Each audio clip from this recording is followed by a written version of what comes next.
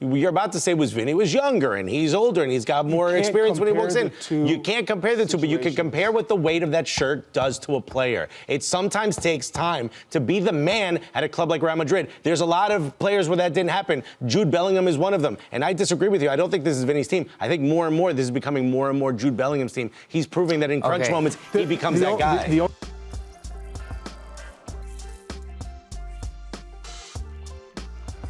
Look at Real Madrid, 2%. It's crazy.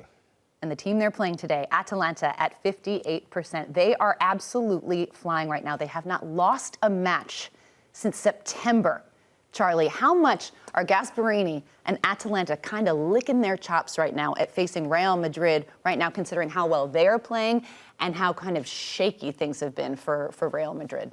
They're in form, no doubt. I don't know if you're ever licking your chops when you're playing against Real Madrid, but I do think that this is the most confident and informed that Atalanta have ever been. And so at this stage, you're saying, okay, we lost to them in the Super Cup 2-0, but we felt pretty good in that game. And Real Madrid have only gotten worse. They've regressed from that stage where we've grown.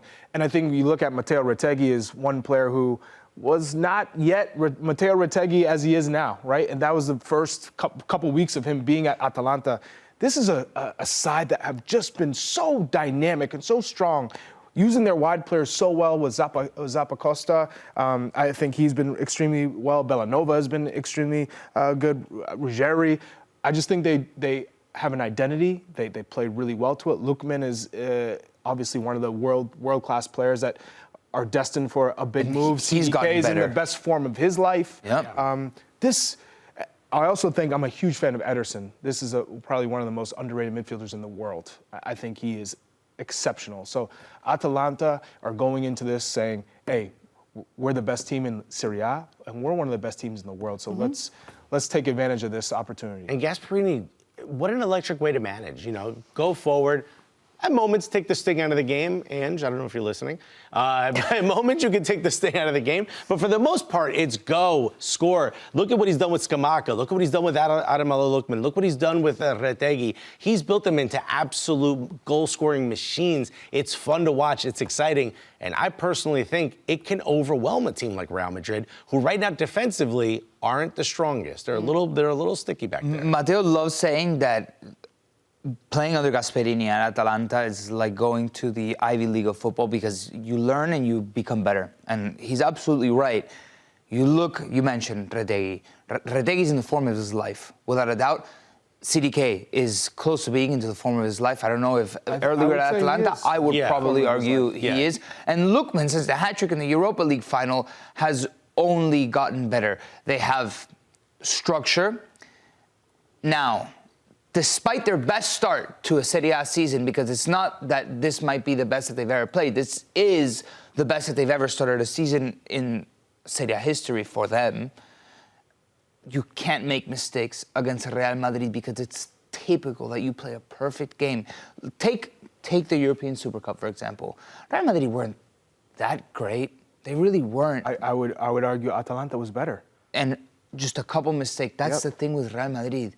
That you can play 10 out of 10 for 60 minutes and you lose the ball. One bad giveaway. You play out of the back poorly once and you're done. So that Super Cup match, that was the first time Kylian Mbappe played with Real Madrid. That was the first time we got to see what this might look like.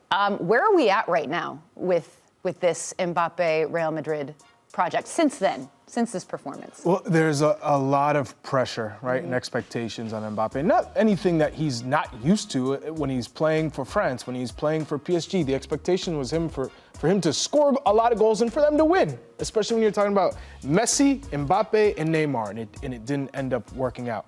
So the difference here is you're going to Real Madrid where they've already won, and they already have world-class players in Vinnie Jr. and Bellingham who think they are Ballon d'Or winning candidates, right? So you're going into a team that arguably has the two best players in the world, that has already won everything, and now you are coming in saying, well, I want to be that guy.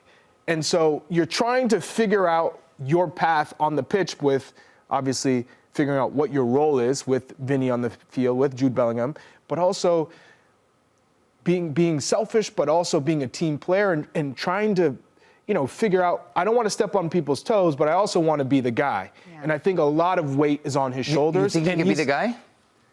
He has the ability to be the guy. But Vinny's Hat trick in a World Cup final. Right. Hold up. Yeah, I agree with that. He has the ability to whatsoever. That's without question. Yes. Every day passes and it feels like this is Vinny's team more and more and more. Mm-hmm.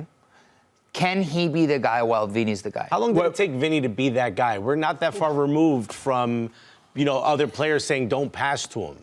It took time for Vinny to be that guy. I agree. And I agree with you. You're about to say Vinny was younger and he's older and he's got more experience when he walks in. You can't compare the two, but you can compare what the weight of that shirt does to a player. It sometimes takes time to be the man at a club like Real Madrid. There's a lot of players where that didn't happen. Jude Bellingham is one of them. And I disagree with you. I don't think this is Vinny's team. I think more and more this is becoming more and more Jude Bellingham's team. He's proving that in crunch moments, he becomes that guy. The only comparison that you could take from what he's trying to do, and Vinny is out of that equation, would be Kaká, who was World Player of the Year with Milan and came to Real Madrid and was a shadow of himself. And Hazard also. And Hazard. Those are the two examples of a big name coming to a star-studded squad.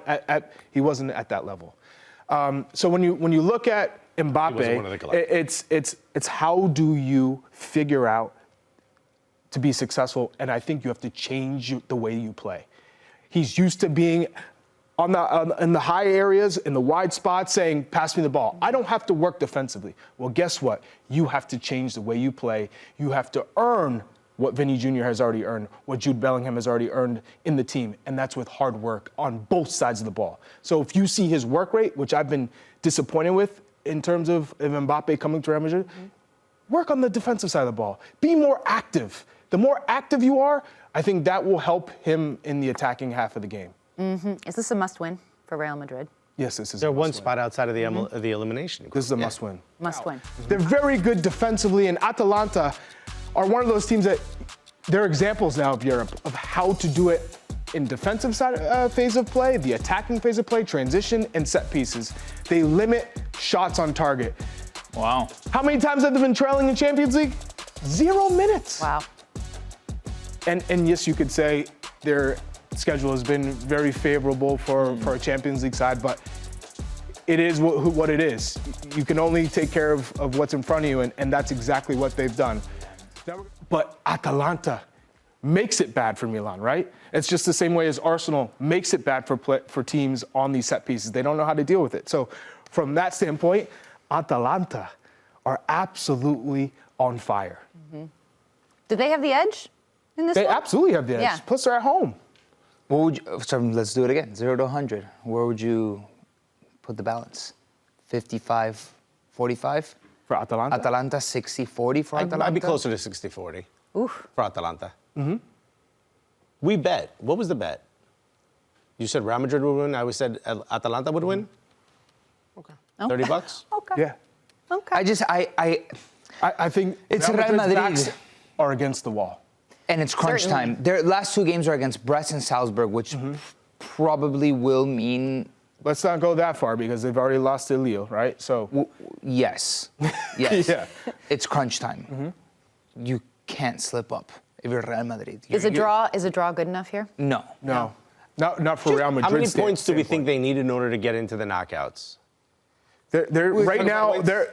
So if they win the next 2 following this match, even if they lose, I think they get into the knockout. Yeah, that would Same. put them at 12 points, right? Yeah. Like So they're not. a draw is a good result for Real Madrid, unfortunately. Probably not enough for what the fans want or for what Real Madrid should be doing, but it's probably enough to at least give them a chance to get back into the knockouts. Oof. And when their backs are going to be against the wall, just say they do get a draw.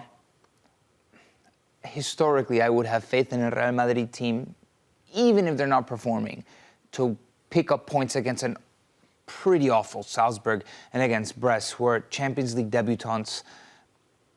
And that would put them in a prime position to qualify to the knockout stage. It would be, we're talking about a potential, a disaster of the decade if Real Madrid don't make the knockout stage in the most generous To put it in perspective, out of the last 28 campaigns in Champions League, Real Madrid have progressed to the knockout rounds. 28 seasons straight. Until they change the format. So, I mean, to make it even easier for them to make it to the knockout stage. And how'd that Woo! work? Yeah. This is going to be fun. How'd that work? This is going to be fun.